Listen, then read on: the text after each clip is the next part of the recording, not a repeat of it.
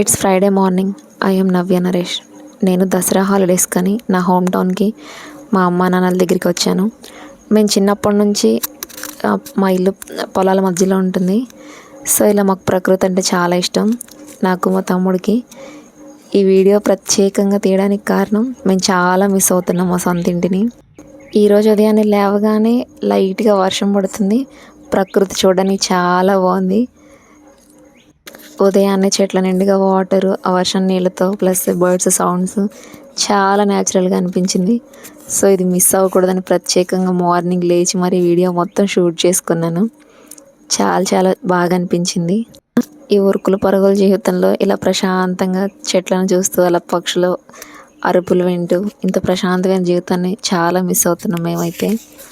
So ఇప్పుడు సొంత ఇల్లు ఏం కాదు కదా, అద్దెళ్ళల్లో ఇరుకిరుకు గదుల్లో ఆ వెహికల్ సౌండ్స్తో లైఫ్ అంతా హర్రీ బరీ అయిపోతుంది. మార్నింగ్ వెళ్ళిపోయి సాయంత్రానికి ఇంటికి వచ్చేసి ఏదో వెళ్ళామా వచ్చామా తిన్నామా అన్నట్లు ఉంటుంది.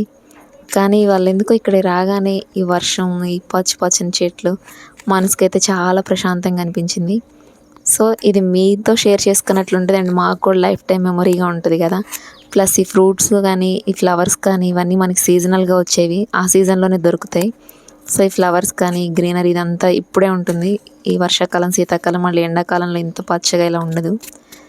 సో మీ అందరితో షేర్ చేసుకున్నట్లు ఉంటుంది, నాకు ఒక మెమొరబుల్గా ఉంటుంది. నాకు మా తమ్ముడికి చాలా ఇష్టం, చాలా మిస్ అవుతున్నాం మేము మా ఇంటిని.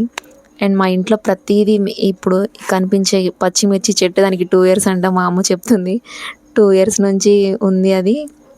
సమ్మర్లో కూడా చనిపోలేదు, మళ్ళీ వర్షం పడగానే మంచిగా అయిందని చెప్పింది. సో ఇట్లా ఇంట్లోనే ప్రతిదీ ఇంట్లోనే పండిస్తారు మా అమ్మ. దొండతీగని, కాకర చెట్లని, పూల చెట్లు కానీ ఇట్లా కాయలు వెజిటేబుల్స్ చాలా పెట్టేవాళ్ళు. ఇప్పుడు మంకీస్ ఎక్కువగా ఉంటున్నాయి. సో వాటి వల్ల కొంచెం వెజిటేబుల్స్ ఏం పెట్టట్లేదు. కానీ మ్యాక్సిమం ఇంకా తీగలు అనమాట, కొంచెం బచ్చల తీగ కానీ గోంగూర, కాకర తీగ, దొండ తీగ అలాంటివి ఉంటాయి. కరివేపాకు చెట్టు కూడా ఉంటుంది ఇంట్లోనే. సో ఇలా కొన్ని రకాల ఫ్లవర్స్ అనమాట. ప్రకృతి అంటే ఎవరికి ఇష్టం ఉండదు చెప్పండి, అలానే మాకు కూడా. ప్లస్ మా ఇల్లు చిన్నప్పటి నుంచి పొలాల్లోనే ఉంటుంది. మేము కొనుక్కున్న ఇళ్ళ స్థలం కూడా పొలాన్నే ఇంటి స్థలంగా కొనుక్కున్నాం. సో ఇక చిన్నప్పటి నుంచి ఇంట్లో చెట్లు ఉంటాయి అన్నమాట. మాకు గ్రీన్ లైఫ్ అలవాటు అయిపోయింది. వీడియోని ఎక్కడ స్కిప్ చేయకండి, స్కిప్ చేస్తే ఖచ్చితంగా మంచి గ్రీన్ లైఫ్ని మీరు కూడా మిస్ అవుతారు. అండ్ ఇక్కడ వన్ మోర్ థింగ్ ఏంటంటే, మా ఇల్లు ఊరికి చాలా చివరన ఉండడం వల్ల ఎలాంటి సౌండ్ పొల్యూషన్స్ ఉండవు. వెహికల్ సౌండ్స్ కానీ హరివరి లైఫ్ అదంతా హడావిడి ఏమి ఉండదు. సో ఒక ట్రైన్ సౌండే వినిపిస్తుంది, ట్రైన్స్ వస్తున్నప్పుడు వెళ్తున్నప్పుడు కొంచెం చాలా బాగుంటుంది. కానీ మా చిన్నప్పుడు అయితే మా ఇంటికి ఎవరైనా చుట్టాల పిల్లలు వచ్చినప్పుడు, సో ట్రైన్ అంటే అది ఒక ఎగ్జైట్మెంట్ కదా, అది మనకి కనిపిస్తుంది. అందులో ఉన్న వాళ్ళకి మనం కనిపించు, అట్లా ఎట్ ద సేమ్ టైం వాళ్ళు మనకి కనిపించరు. అయినా కూడా వాళ్ళకి బాయ్ చెప్పడం, ఆ ట్రైన్కి అదొక ఆనందం అనమాట. సో మీ లైఫ్లో ఇలా ఏమైనా చైల్డ్హుడ్ మెమరీ ఉంటే నాకు కామెంట్ సెక్షన్లో షేర్ చేయండి. అండ్ ఇక్కడ ఈ మందారం చెట్టుకు స్పెషాలిటీ ఉంది. నేను ప్రెగ్నెంట్గా ఉన్నప్పుడు వేసాను అనమాట. నాకు ఖచ్చితంగా పాప పుడుతుంది, తను ఇక్కడికి వచ్చినప్పుడు పెట్టుకోవడానికి ఉండాలి అని ఈ చెట్టు నాటాను. కానీ బాగా పుట్టాడు ఫైనల్గా. ఇక్కడ చాలా క్లారిటీ కనిపిస్తుంది చూడండి వర్షం. ఆ వర్షంలో పిచ్చుక చూడండి ఎలా ఆడుకుంటుందో, చూడడానికి వాళ్ళకి క్యూట్గా ఉంది కదా.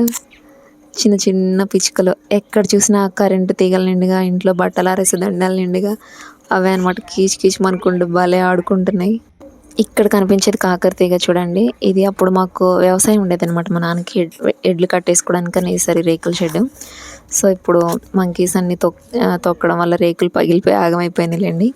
బట్ కాకర తీగ అల్లుకొని చూడడానికి అది ఒక గార్డెన్ లాగా ఎంత బాగుందో. ఇక్కడ చిక్కుడు తీగ అనమాట, ఇవి శీతాకాలం వస్తాయి. ప్రజెంట్ అయితే కాకర తీగ, బచ్చల కూర వీటితోటి సరిపెడుతున్నారు మా అమ్మ. ఈ వీడియో అయితే ఖచ్చితంగా నాకు లైఫ్ టైం మెమరీగా ఉండిపోతుంది. ఎందుకంటే మీరెవరు చూసినా చూడకపోయినా ఖచ్చితంగా నేను డైలీ నా ఛానల్ ఓపెన్ చేసుకొని మరి ఈ వీడియో చూస్తాను. మనసు బాగోనప్పుడు, కొంచెం అన్న అప్సెట్ అయినప్పుడు కదా. ఇంత గ్రీనరీని ఒకే చోట ఇంత ప్రశాంతంగా బర్డ్ సౌండ్స్ న్యాచురల్గా విన్న తర్వాత ఆటోమేటిక్గా మన మూడు ఎంత హరిబరిగా ఉన్నా నార్మల్ అయిపోతుంది. సో నాకు కూడా అంతే. ఇంకా చాలా రకాల చెట్లు ఉండేవి, బట్ ఈ మంకీస్ బెడద వల్ల కొట్టేసి వచ్చిందనమాట. అంటే కింద ఏదో ఒకటి అమ్మ కూరగాయలు పెడతారు కదా, చెట్ల పొదలు పెట్టినప్పుడు అవి కోసుకెళ్ళి చెట్ల మీద కూర్చోవడం, తినడం ఇంక ఇక్కడే ఉండేవి.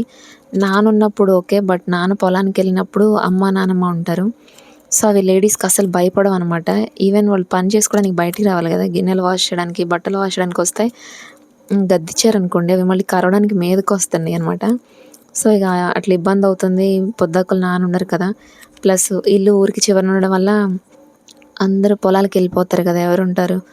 సో చాలా ఇబ్బంది అవుతుందని చాలా చెట్లు కొట్టేశారు. ఇంకా ఈ కూరగాయల పాదులు కూడా పెట్టడం మానేశారు అమ్మ. ఈ దొండతీగ అనేది మా నానమ్మ వాళ్ళ చెల్లెలు ఇచ్చారు. అది ఎన్ని సంవత్సరాల నుంచి సమ్మర్ వస్తుంది, సమ్మర్కి భూమిలో ఎండిపోతుంది మొత్తం, మళ్ళీ వర్షాలు పడగానే ఎగురొస్తుంది, దానంతరం అది అల్లుకుంటుంది. ఇక్కడ కరివేపాకు చెట్టు, అమ్మ దీన్ని ఎంత కేర్గా పెంచారో చూడండి. నాకు కూడా పంపిస్తారు పాలు, అమ్మ వాళ్ళే పంపిస్తారు. పాలు పంపించిన ప్రతిసారి కరివేపాకు కూడా పంపిస్తారు.